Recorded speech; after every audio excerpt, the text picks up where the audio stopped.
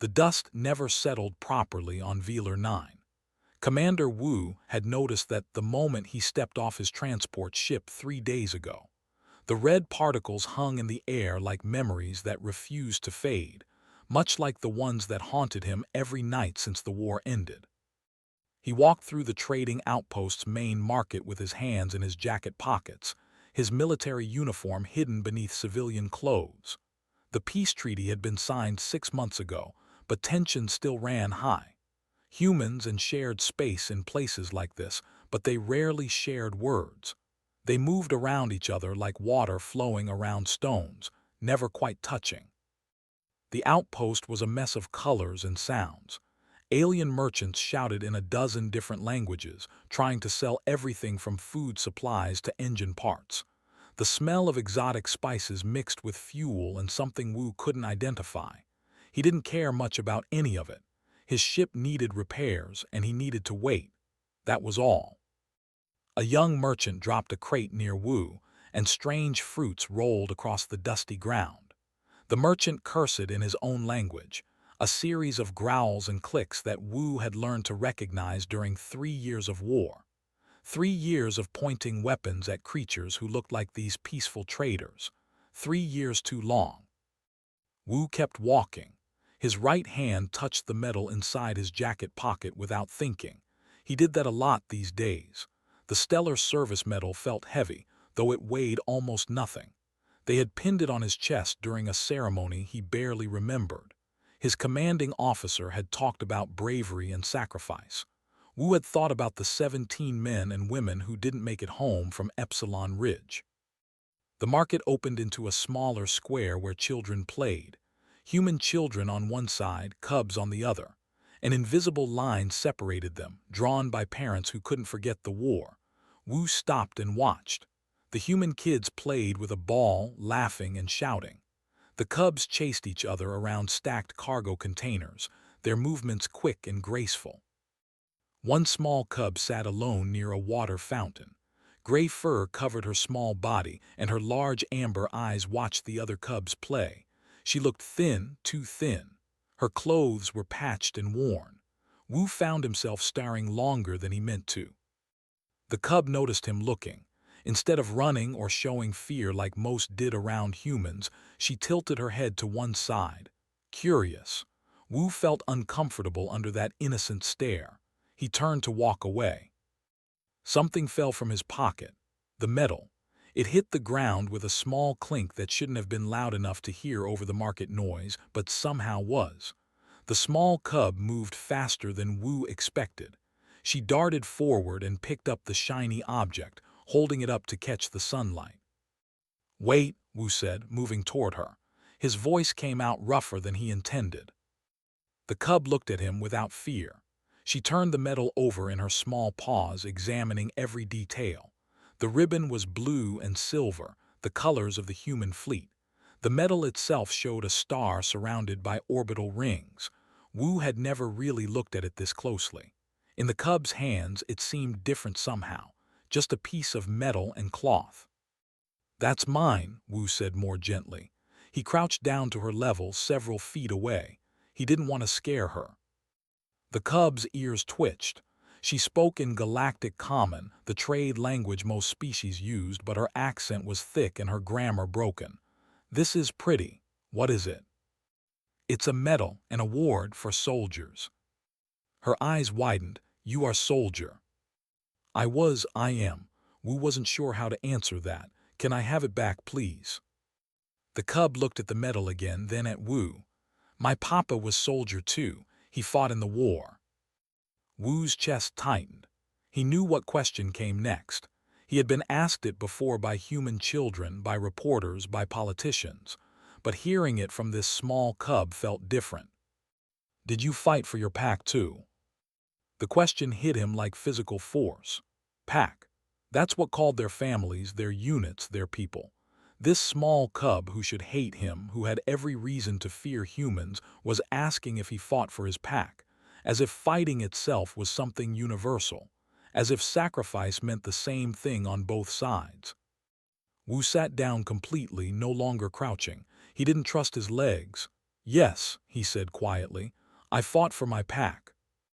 The cub nodded seriously as if this made perfect sense.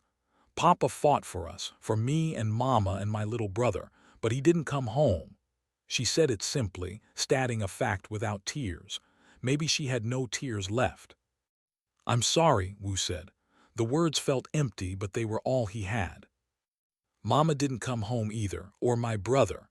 The cub held out the medal to him. You came home, your pack must be happy. Wu took the medal with shaking hands. His pack. The 17 who died had families too, children like this one, waiting for parents who would never return. He had written letters to those families. He still didn't know if they ever read them. What's your name? He asked. Tala, she smiled a little. What's yours? Wu. That's hard to say. Tala tried a few times, her small tongue struggling with the sounds. Can I call you something else? Despite everything, Wu almost smiled. Wu is fine, try it slowly. She did, carefully forming each syllable. Wu, did I say it right? Perfect. An old appeared from between two market stalls, moving fast despite his age. His fur was white with age and his eyes were clouded. Tala, what are you doing? Get away from him. Tala looked confused. But Elder, he's nice. He fought for his pack just like Papa. Elder grabbed Tala's hand and pulled her back. He stared at Wu with fear and anger mixed together. Stay away from her, human. Haven't you people done enough? Wu stood slowly, holding his hands out to show they were empty. I wasn't hurting her. She found my medal. We were just talking. Talking? You expect me to believe a human soldier just wants to talk to a cub? His voice shook. I know what humans do. I've seen the bodies, the burned cities, the children. Elder, please, Tala said, tugging his hand. He was nice to me. He said sorry about Papa and Mama. The old looked down at Tala, then back at Wu. Something in his expression shifted slightly. Still suspicious, still afraid, but maybe less certain. You were at the war. Yes. You killed. Wu could have lied, could have made excuses, but Tala's question about fighting for his pack had stripped away his ability to hide behind comfortable words. Yes. His jaw clenched. Then stay away from this child, she's lost enough. He led Tala away, the small cub looking back over her shoulder at Wu. She waved once, small and uncertain. Wu didn't wave back. He just stood there, holding his medal, feeling its weight properly for the first time. Around him, the market continued its noise and chaos. But Wu heard only one voice in his head, a small voice asking a simple question that shattered something inside him he didn't know was still whole. Did you fight for your pack too? He looked at the medal in his hand, the star, the orbital rings, the blue and silver ribbon. 17 people died earning this piece of metal for him. How many died because of him? How many children like Tala waited for parents who would never come home because of orders he gave? He put the medal back in his pocket but knew he would feel its weight differently now. A small cub had asked him one innocent question, and everything had changed. Wu didn't understand it yet, but standing in that dusty market on a frontier world where old enemies pretended at peace, something in his heart had cracked open. And through that crack, something he thought died at Epsilon Ridge began to grow again. Something dangerous and complicated. Something that felt like hope. Wu couldn't sleep that night. He lay in his quarters at the outpost's human barracks, staring at the ceiling while the ventilation system hummed its endless song. Every time he closed his eyes, he saw Tala's face. Those large amber eyes, asking questions that cut deeper than any weapon. At 600 hours, he gave up trying. He dressed and headed to the mess hall, where other human personnel ate breakfast in small groups. Most were civilian contractors, but a few military types sat in the corner. They stopped talking when Wu entered. Word traveled fast on a small outpost. Lieutenant Da was already there, eating alone. She looked up as Wu approached with his tray. Sir, I heard about yesterday. I'm sure you did. Wu sat down across from her. Da was younger than him by 5 years, sharp-minded and direct. They had served together for 8 months, and she had learned to read his moods. It's causing talk. Some of the veterans are upset. About what? I talked to a child. A child, Da lowered her voice. Commander, I'm not judging, but people here lost friends and family in the war, seeing you interact with the enemy. She's 6 years old. She's... Wu pushed his food around his plate. He wasn't hungry. Did you know the war orphaned over 2 million cubs? I looked it up last night. 2 million. Our intelligence estimates we created about 30% of those orphans through our operations. Da was quiet for a moment. We didn't start the war. No, we just fought it. Wu met her eyes. Tell me something. Do you remember the Epsilon Ridge mission? Of course, that's where you earned your medal. Do you remember why we were there? Da frowned. There was a military command center. Intelligence said it coordinated attacks on our supply lines. The intelligence was wrong. Wu's voice came out flat. It was a civilian evacuation facility, families waiting for transport off-world. We realized it 30 seconds after the first missiles hit, 30 seconds too late to stop the rest. The color drained from Da's face. Sir, I didn't know. Neither did I, not until the after-action report came through, classified. 347 civilians died in that strike. Men, women, children. Wu finally looked at Da directly. That little cub, Tala, I checked the refugee records last night. Her family was at that facility. Da put down her fork. She looked like she might be sick. I killed her parents, Wu continued. I killed her little brother. And yesterday she asked me if I fought for my pack with no hate in her voice. Just curiosity. Just trying to understand why everyone around her died. Commander, you were following orders. The intelligence was wrong, and 347 people still died. Wu stood up, leaving his untouched breakfast. I'm going to the market. If anyone asks, I'm inspecting local security. Sir, wait, Da stood too. What are you going to do? I don't know yet. Wu walked through the outpost as morning light painted the buildings orange and red. The market was just opening, merchants setting up their stalls. He found Elder's stall easily. The old sold simple goods, dried foods, basic clothing, small tools. Nothing expensive. Everything looked worn and repaired multiple times. Tala sat on a box behind the stall, playing with small stones.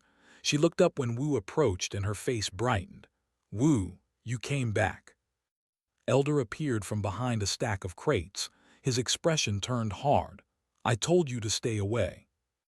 I know. Wu reached into his bag and pulled out a sealed package. I brought food, standard ration packs, high nutrition, good for growing children. Stared at the package like it might explode. Why? Because she's too thin. Wu set the package on the stall counter.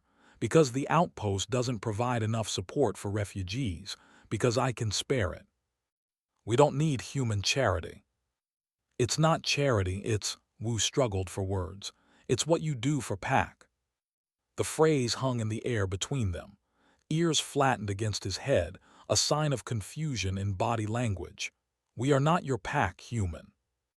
No, but maybe we should be. Tala climbed off her box and walked to the counter.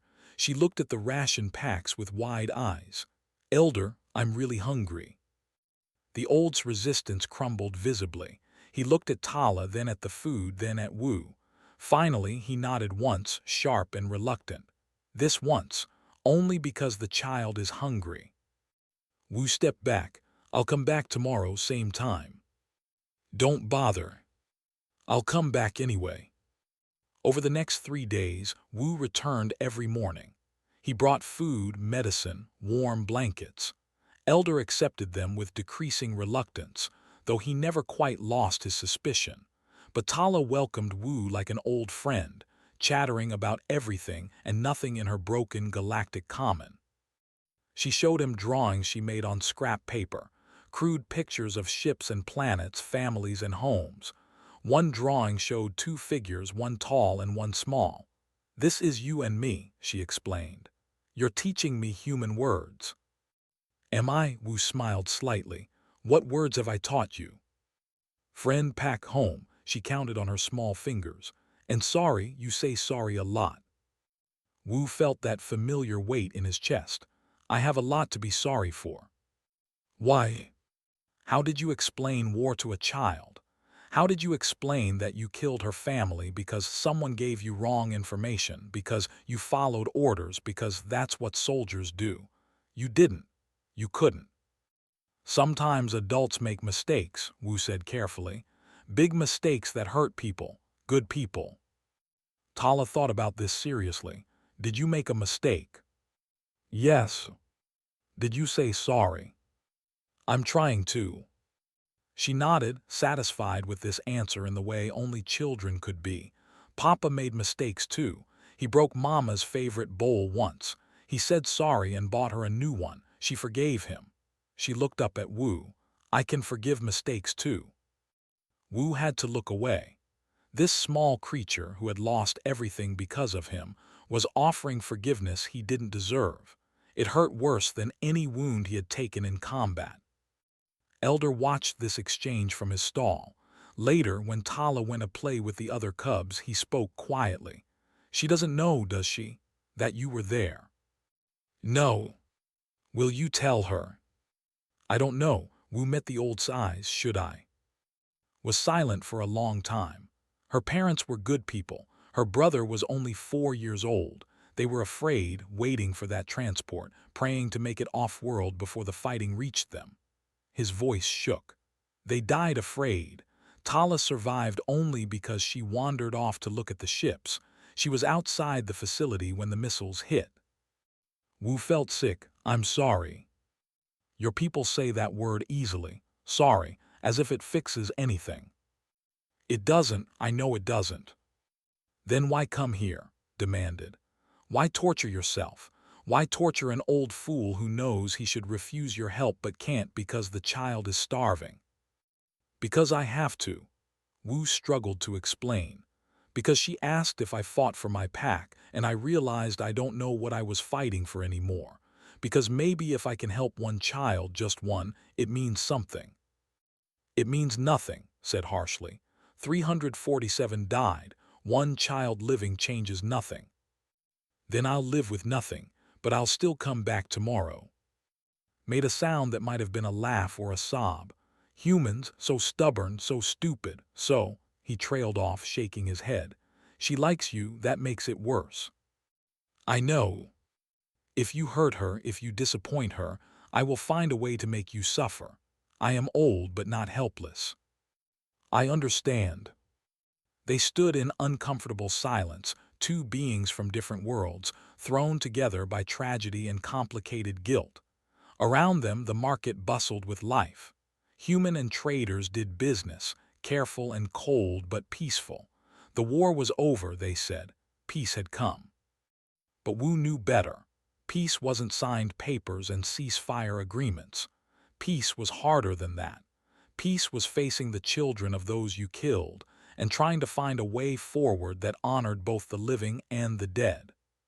Tala ran back, holding a small flower she found growing between the outpost buildings. "Look, it's pretty. Can I keep it?" "Of course," Wu said. She tucked it behind her ear, the small purple petals bright against her gray fur. "Elder says flowers mean hope. Do you have hope, Wu?" The question was innocent, but it demanded an honest answer. Wu looked at this small cub, orphaned by his orders, offering him smiles and forgiveness and friendship he didn't deserve. "I'm starting to," he said. By the end of the first week, everyone at the outpost knew about Commander Wu and the cub. The story spread through the human quarters like fire through dry grass. Some thought it was touching. Most thought it was wrong. A few thought it was dangerous. Captain called Wu to his office on the 8th day. The station commander was a practical man in his 50s, gray-haired and tired-looking. He gestured for Wu to sit. "I've received 3 formal complaints," said without preamble. 5 unofficial ones, And this morning, a message from Fleet Command asking what the hell is going on at my station. Sir, I'm simply providing humanitarian aid to a refugee. You're fraternizing with the enemy. The war is over. The ink on the peace treaty is barely dry, rubbed his temples. Commander, I understand you have personal reasons for what you're doing. Your service record shows the Epsilon Ridge incident, but this isn't the way to handle guilt. This isn't about guilt. Then what is it about? Wu thought about Tala's question, asked so innocently in the market square. It's about remembering that everyone fought for their pack, even the other side. Side, that's a beautiful sentiment. It's also going to get you court-martialed if you're not careful. There are people here who lost children to attacks, seeing you play with a cub while their own kids are dead. He shook his head. Use your imagination. I understand their pain. Do you? Because from where I sit, you're more concerned about one orphan than dozens of human ones. The accusation stung because it held truth. Wu had focused so much on Tala, on trying to balance some invisible scale, that he hadn't thought about how it looked to others, to people with their own grief and anger. What do you want me to do, sir? Stop, just stop. Keep your head down until your ship repairs are done, then leave. Let things settle. And Tala is not your responsibility. His voice softened slightly. I know you want to help, but you can't save everyone, Commander. Sometimes the best thing you can do is nothing. Wu stood. Permission to speak freely, sir. Granted. Doing nothing is how we got here, how we ended up with 2 million orphans on both sides, how we justified every missile strike and every civilian casualty as unfortunate but necessary. Wu met's eyes. I did nothing at Epsilon Ridge except follow orders. I'm done doing nothing. He left before could respond. That afternoon, Wu brought Tala a set of colored pencils. Her eyes went wide when she saw them. Real color pencils, not just gray. I thought you could use them for your drawings. She immediately started a new picture, her small tongue poking out in concentration. Elder watched from the stall with an unreadable expression. After a few minutes, he spoke. There's trouble coming, you know this, yes? I know. The other refugees are angry. They say I betray our people by accepting human help. They say Tala should hate all humans, not smile at them. Wu felt a chill. Are you in danger? We're all in danger, human. That's what war does. It makes danger permanent, sorted through his meager inventory. But yes, some of the younger males talk of teaching me a lesson about pride, about remembering the dead. I can arrange protection. Human protection, that would make it worse, laughed bitterly. We are caught, you and I, trapped between those who can't let go of hate. Before Wu could answer, shouts erupted nearby. A group of humans approached the stall, 5 men and 2 women. All wore civilian clothes, but Wu recognized the bearing of former military. The leader was a man about Wu's age, with burned scars covering half his face. Commander Park, the man said, using Wu's family name. I'm Jinho, we need to talk. Wu positioned himself between the group and Tala. About what? About what you're doing here, playing house with the creatures that killed our families. She's a child. A woman stepped forward, her eyes red-rimmed. My daughter was 6 years old, same age as that thing you're petting. Didn't care about her age when they bombed our colony. They killed her, killed my husband, killed everyone I loved. Wu's voice stayed calm. I'm sorry for your loss. Sorry? Jinho's voice rose. You're sorry. We lost everything and you're here giving them food and gifts. You dishonor every human who died. A crowd was gathering, humans on one side, on the other. Tala hid behind elders, scared but watching. Wu felt the situation spiraling. Listen to me, he said loudly. All of you, I understand your anger. I lost 17 soldiers under my command. Good people, friends. I see their faces every night when I close my eyes. Then act like it. the woman shouted. Stop betraying their memory. Their memory? Something broke inside Wu. You want to know about memory? I remember every name, every face. I remember Private Min, who wanted to be a teacher. Sergeant One, who had 3 daughters waiting for him.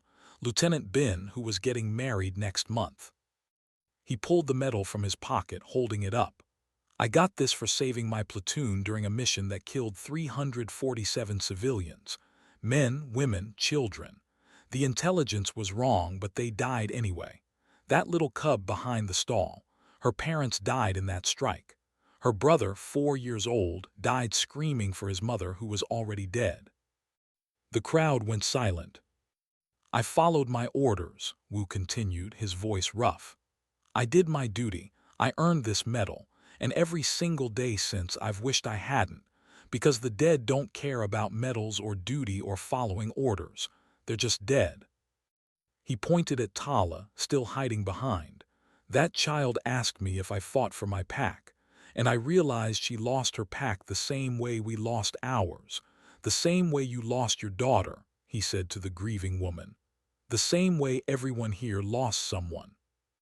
Jinho's face twisted. So we should just forget what they did. No, remember everything. Remember every death, every loss, every moment of grief. Wu's voice dropped. But if we can't find a way to stop hatting, then everyone died for nothing. Every human, every soldier and every civilian, they all died for nothing, and we'll just create more orphans for the next war. You're a coward, Jinho spat. Maybe. But I'm a coward trying to make sure kids like yours, like mine, like that cub over there, don't have to fight the same war 20 years from now. The woman who lost her daughter was crying. It hurts too much. I can't stop hating them. I know, Wu said gently. Hate them if you need to, but maybe don't hate her. She's 6 years old. She doesn't understand politics or territory or any of the things we killed each other over. She just knows her family is gone and the universe is scary and big. Lieutenant De pushed through the crowd. She had been watching from a distance and now she stepped beside Wu. The commander is right. I lost my brother in the war. Fighters shot down his transport. I hated them for it. Still do sometimes. She looked at Tala. But having a child won't bring my brother back. It won't bring any of them back. It'll just poison us from the inside until we're as dead as they are. One by one, others in the crowd nodded or walked away. Not everyone. Jinho and a few others stayed, their faces hard, but the moment of violence had passed. This isn't over, Jinho said. Fleet Command will hear about this. You'll lose your rank, your career, everything. Probably, Wu agreed, but I'll still be able to look at myself in the mirror. The crowd dispersed slowly. When they were gone, Wu's legs felt weak. He sat down heavily on a crate. Tala emerged from behind. She held up the drawing she had been working on. It showed 2 groups of stick figures, one human and one. Between them, a small figure held both groups' hands. Above it all, she had drawn a star. Both packs together, she said. Like you said, everyone fights for their pack, but maybe we can all be one big pack. Wu took the drawing with shaking hands. It was crude, childish, impossible. It was also the bravest thing he had ever seen. Elder sat down next to him. You're either the human I've met or the most foolish. Probably both. That speech, it will change nothing. Maybe, but I had to try. Looked at Tala, who was already starting another drawing. She draws happiness now. When she first came to me, she only drew fire and death. You did that. Your visits, your kindness, your stupid human stubbornness. Is that thanks? Don't push your luck. But's tone was softer. The other refugees will still cause trouble, and your people too. We're still surrounded by danger. I know. Then why continue? Wu looked at Tala's drawing, both packs together. A child's dream, impossible and pure. Because someone has to go first. Someone has to take the first step, even if everyone thinks they're stupid for doing it. And if you fall, then maybe someone else will take the second step. They sat in silence, an old and a broken human, watching a small cub draw pictures of a better world. Around them, the outpost continued its careful dance of former enemies sharing space but not trust.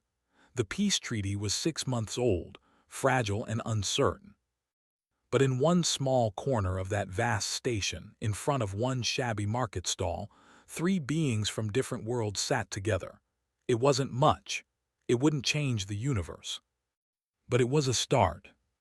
The military vessel appeared in Velar 9's orbit 3 days after Wu's speech in the market. It was a destroyer-class ship, smaller than a human cruiser but still dangerous. The outpost sensors picked it up immediately, and alarms rang through the station. Captain called an emergency meeting.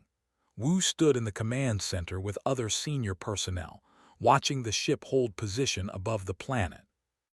"They're hailing us," the communications officer reported. "Open the channel," ordered. The flickered to life. An officer appeared, his dark fur marked with military scars. His eyes were cold, calculating. "I am commander of the defense fleet. We are here under treaty authority to check on our refugee population." It was technically legal. The peace treaty allowed both sides to conduct welfare checks on displaced civilians, but everyone in the command center knew this was unusual, suspicious. "Welcome to Velar 9, Commander," said carefully. "Our refugee populations are well cared for. You're welcome to send an inspection team." "That won't be necessary. I will come personally." His expression was unreadable. "I have specific concerns about one of our cubs. I'm told a human military officer has taken unusual interest in her." Wu felt ice in his stomach, glanced at him before responding. "All interactions between our personnel and refugees follow treaty guidelines." "I'm sure they do. I will arrive in 2 hours. Have the cub called Tala and her guardian ready for interview." The screen went dark. "Damn it," said quietly. He looked at Wu. "This is what I warned you about. Now we have an incident." "It's not an incident if we follow proper procedures," Lieutenant Daw offered. "The treaty allows these inspections." "The treaty also forbids harassment of civilians," Wu said. "Didn't come all the way out here for a routine check. He wants something." Yu said bluntly. "He wants to make an example of you. Show that humans are still the enemy, still threatening children. It's perfect propaganda." Wu's mind raced. "I need to warn, prepare them for what's coming." "You need to stay away from them," countered. "That's exactly what wants, to catch you together, make it look like you're doing something inappropriate." "So I abandon her." "You protect her by keeping distance. Let the diplomats handle this." Wu looked at Da. She shook her head slightly, warning him not to argue. But how could he stand back while Tala was used as a political tool? 2 hours later, Commander arrived at the outpost with 4 armed guards. They moved through the human sections with barely concealed disgust. His face showed no emotion as Captain gave him a formal tour. They arrived at the market district where Elder waited with Tala. The old stood straight despite his age, protective. Tala hid partially behind him, scared of the military officers and their weapons. Wu watched from a distance, ordered to stay back but unable to leave completely. He stood near a supply depot about 50 meters away, technically following orders while keeping Tala in sight. Approached and spoke in the language, rapid and harsh. Wu didn't understand the words, but he understood the tone, accusatory, demanding, responded with equal sharpness, his old voice strong. Then crouched down to Tala's level. He said something that made the cub's ears flatten against her head in fear. She shook her head, pressing against his legs. His voice grew louder. Wu started forward before he could stop himself. De, who had been shadowing him, grabbed his arm. "Sir, don't. You'll make it worse. He's scaring her. He's trying to provoke you. Don't let him win." But Tala was crying now and was pulling her away from despite the old's protests. The guards kept back while lifted Tala into his arms. She struggled, calling out in Galactic Common. Wu, help! That broke him. Wu pulled free from Day and crossed the distance in seconds. Put her down. Turned slowly, a predatory smile on his face. Ah, the famous Commander Park, the human who thinks he can play hero to cubs. She's terrified, put her down. She is my concern, not yours, held Tala despite her struggles. I am taking her into protective custody. Too many human soldiers here, too much danger for an innocent cub. Protective custody, Wu fought to keep his voice steady. You're using her for propaganda, everyone can see that. I see a frightened cub calling for help from a human soldier. How did you gain such influence over her? What have you done to make her trust you more than her own kind? The accusation was clear, was suggesting something sinister, something that would inflame tensions on both sides. Wu felt rage building but forced it down. Getting angry was what wanted. I brought her food, Wu said calmly. Talked with her, treated her with kindness, that's all. That's all, his voice dripped with false concern. A high-ranking human officer, responsible for countless deaths, suddenly develops affection for one of our cubs. Forgive me if I find that suspicious. Tala was still crying, reaching toward Wu. Elder tried again to intervene, but the guards blocked him.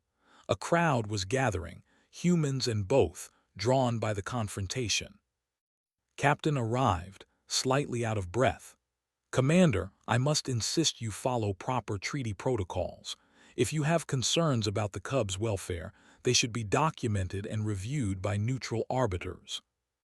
Neutral arbiters, laughed. You mean more humans, I think not. The treaty specifies the process, said firmly. Article 7 covers asylum and welfare disputes. Both parties have the right to request neutral third-party arbitration. His expression darkened. He clearly hadn't expected resistance from the station commander. You would grant asylum to a cub, separate her from her people. I would follow the treaty, as should you. For a long moment nobody moved. Held Tala, who had stopped struggling and now just cried quietly. Wu's hands clenched into fists at his sides, every instinct screaming to take Tala by force. But that would start a fight, maybe restart the war. I invoke Article 7, Wu said suddenly. Everyone turned to look at him. I formally request asylum consideration for Tala, pending neutral arbitration. You have no standing, snarled. She is not human. Article 7 doesn't specify species, Lieutenant De said, stepping forward with a data pad. She had pulled up the treaty text. Any civilian may request asylum consideration if they feel their welfare is threatened. Any personnel of either signatory party may petition on behalf of a civilian who cannot petition themselves. His face twisted with fury. This is manipulation of treaty language. This is following the treaty, said, which you claim to support. The nearest neutral arbiter is 3 days away. Until they arrive, Tala stays here under protective custody of the outpost itself. Not human, not neutral. Unacceptable. Then you're refusing to honor the treaty. His voice went cold. That's your choice, Commander, but it will be recorded and reported to both our governments. I wonder how your superiors will view you starting an interstellar incident over one small cub. The standoff stretched out. Wu barely breathed. Guards shifted, hands near weapons. The crowd watching grew larger. This moment could tip either way, toward peace or toward violence.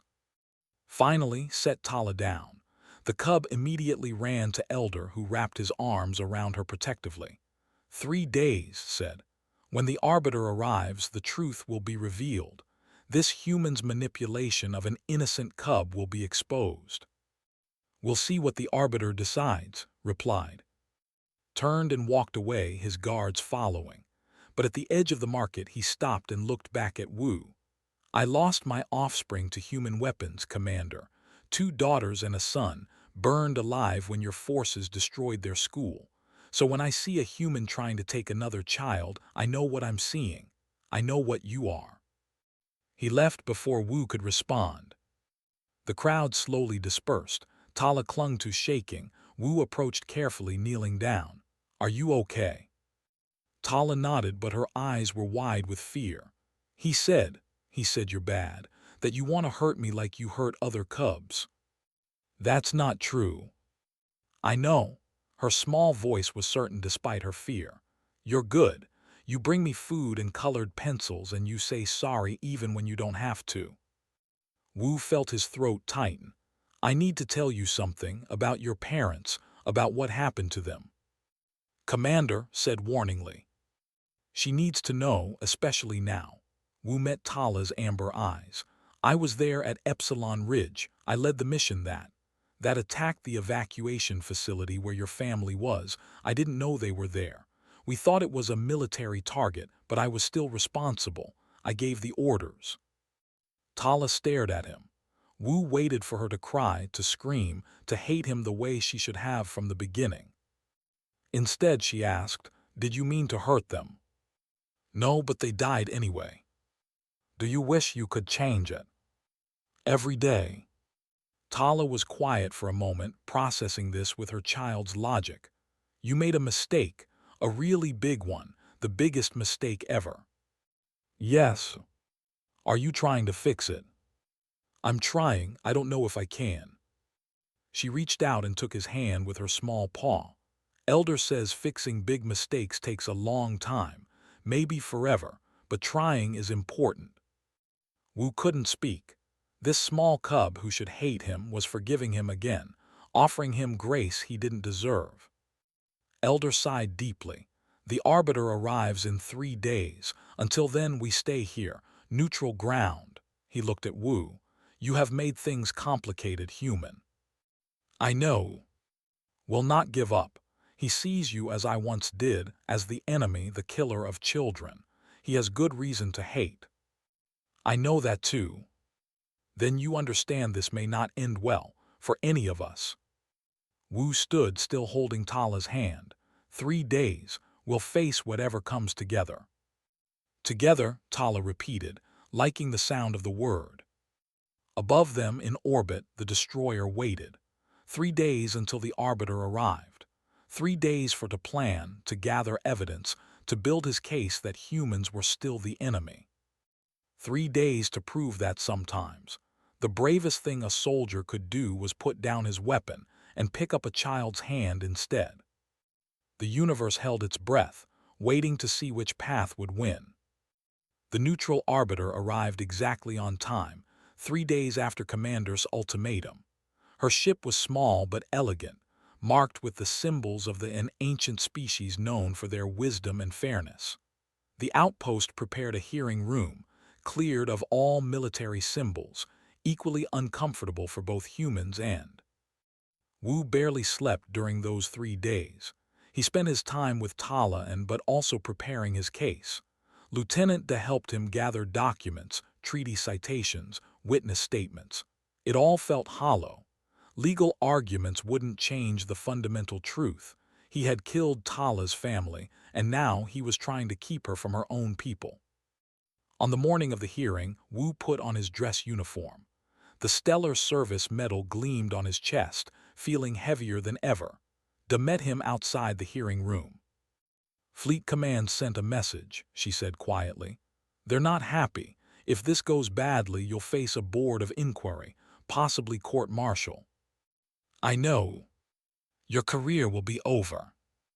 "I know that too." De smiled slightly. "Good. I was worried you were doing this without understanding the cost. That would be stupid. Doing it anyway, knowing the cost, that's brave." "Or crazy." "Maybe both." The hearing room filled quickly. The Arbiter, an elderly called Elder, sat at the center. Her skin was pale blue, marked with patterns that shifted slowly like clouds. Her large eyes saw everything, judged nothing prematurely.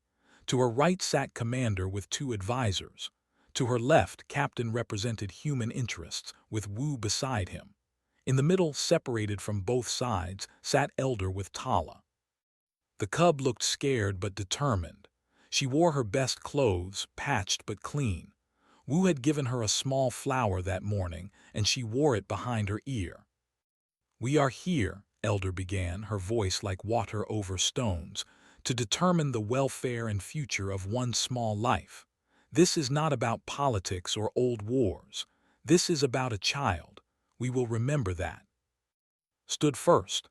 Elder Arbiter, I present evidence of human manipulation.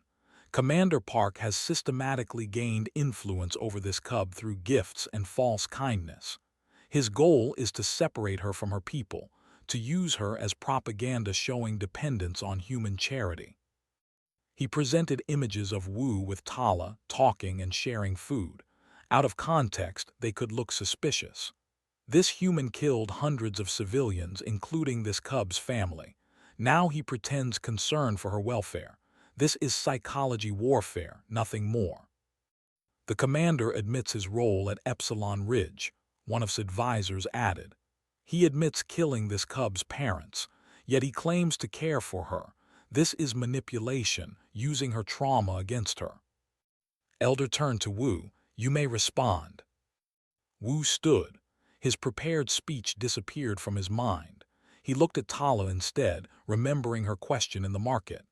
I did kill her parents. I've never that. It was my mission, my orders, my responsibility. For 6 months after Epsilon Ridge, I couldn't sleep.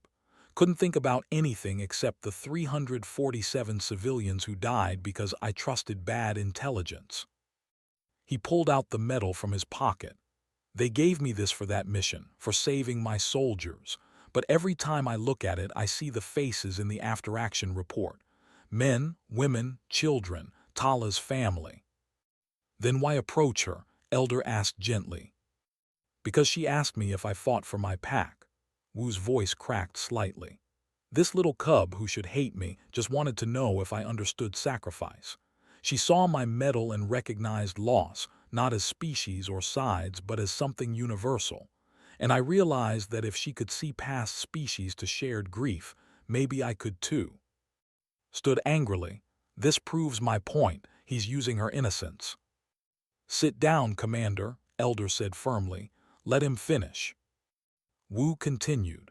I brought her food because she was hungry. I talked to her because she was lonely. I treated her with kindness because she's a child who lost everything.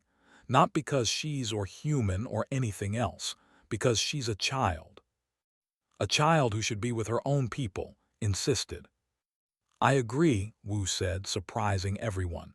She should be, but Commander doesn't want to care for her. He wants to use her to restart hate between our species. He sees her as a tool, not a person. That's a lie. Is it? Then why did you frighten her? Why did you pull her away from the only guardian she has? Why did you come all the way to this outpost for one child unless you saw political advantage? Elder held up a hand for silence. I will hear from the child now. Tala looked at who nodded encouragingly. She walked to the center of the room, small and brave. Elder smiled kindly at her. Hello, little one. Can you tell me your name? Tala, her voice was quiet but clear. Tala, do you understand why we are here? Because Commander thinks Wu is bad, but he's not, he's good. What makes you think he's good? Tala thought about this seriously. He brings me food, and he talks to me like I'm important, and he says sorry even though saying sorry makes him sad. Bad people don't say sorry. But Tala said, trying to sound kind and failing, he hurt your family. Doesn't that make you angry? He made a mistake, a really big one. Tala's ears drooped. I'm sad about Mama and Papa and my brother. I'm sad every day, but Wu is sad too. He wishes he could change it. That doesn't bring them back, pressed. I know, tears started in Tala's eyes. Nothing brings them back, but being angry all the time won't help either. Elder says anger is like poison. It hurts the person who holds it most. She reached into her pocket and pulled out the drawing she had made, both packs together, human and holding hands. Everyone lost their pack. Everyone is sad, but maybe we can make a new pack, a bigger pack with everyone. She held up the drawing for Elder to see. Wu fights for his pack. Papa fought for his pack. Even Commander fought for his pack. But the fighting made everyone sad. So maybe we should stop fighting and just be one big pack now." The room went silent, even seemed at a loss for words. Elder studied the crude drawing, her ancient eyes soft. "This is your hope," the Arbiter asked gently, "that humans and could be one pack?" "Yes, is that silly?" "No, child. It is perhaps the thing I have heard in many years." Elder looked around the room. "Out of the mouths of children comes truth adults are too afraid to speak." She stood, her flowing robe settling around her. "I have made my decision. Tala's welfare is paramount. Commander, while your concerns about human relations are noted, your behavior toward this child was aggressive and frightening. Your goal was clearly political, not protective." His face went rigid. "However," Elder continued, "Commander Park also has complicated motivations. Guilt, however genuine, is not always the best foundation for guardianship, and the practical difficulties of a human raising a cub cannot be ignored." Wu felt his heart sink. "Therefore, I rule in favor of Tala's asylum request. She will not be taken by Commander. Elder will continue as her primary guardian, with support from the outpost's refugee services." Relief flooded through Wu, immediately followed by disappointment. Tala would be safe, but he would have to let her go. "However," Elder said, "I also recommend the establishment of a cross-species foster and adoption program. The war created millions of orphans on both sides. Many could benefit from finding new families, even across species lines. Commander Park, you will be offered the opportunity to formally adopt Tala if both you and Elder agree, and if you are willing to leave military service to avoid conflicts of interest." The room erupted, shouted objections. Human observers murmured in shock, but Wu only saw Tala's face, bright with hope. Elder stood slowly. "I am old.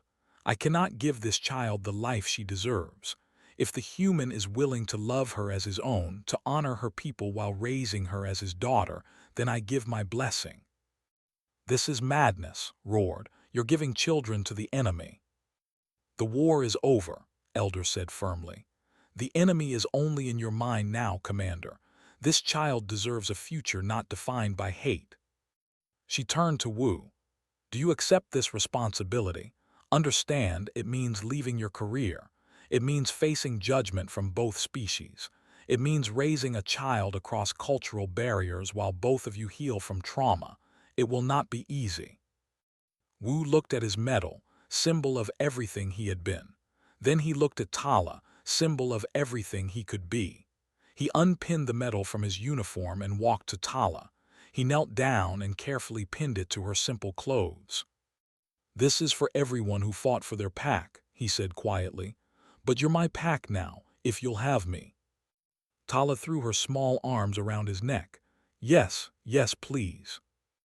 Wu held her, this small life he had almost destroyed, now entrusted to him. He felt tears on his face and didn't care who saw them. Stood rigid, his face twisted with disgust and pain. "This changes nothing. The next war will come, and this foolishness will be remembered as weakness." "Perhaps," Elder said, "or perhaps this child and others like her will be the bridge that prevents the next war. Time will tell, Commander." Left the hearing room, his heavy footsteps echoing. Some followed him, but others stayed, human and both, watching this strange new family come together. Lieutenant D approached, saluting Wu one last time. "It's been an honor serving with you, sir." "The honor was mine." Wu returned the salute. "Take care of them, the ones still serving. Help them understand that strength isn't just about fighting." "I will, and sir, you're the bravest person I've ever met." Over the following months, Wu and Tala built a life together. He took a civilian job helping establish the cross-species foster program Elder had recommended.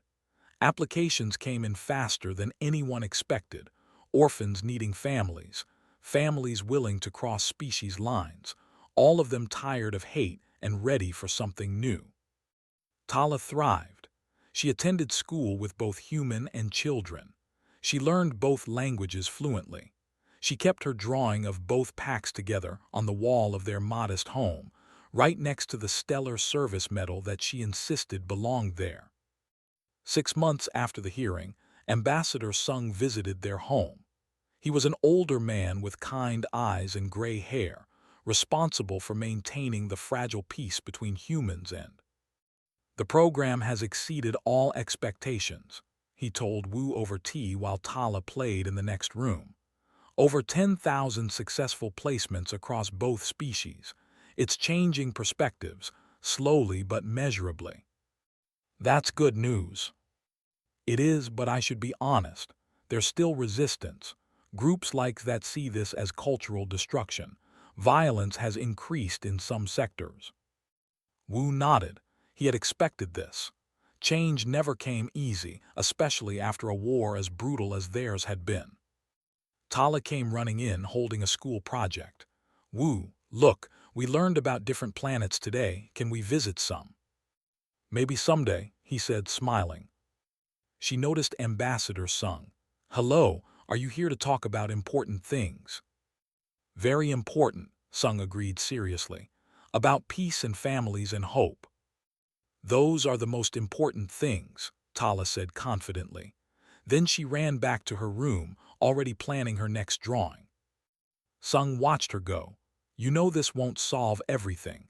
The next generation will still face challenges. There may be another war." "I know," Wu said, "but there will also be people who choose to build packs together instead of tearing them apart. And that's worth fighting for too. Even if it costs everything." Wu thought about his career, his old life, everything he had given up. Then he thought about Tala's laughter filling their home, about the medal hanging on the wall not as a symbol of war but of the peace that followed it. Especially then. That evening, as Wu tucked Tala into bed, she asked the question that still worried her sometimes.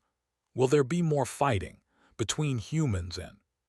Wu could have lied, could have promised eternal peace.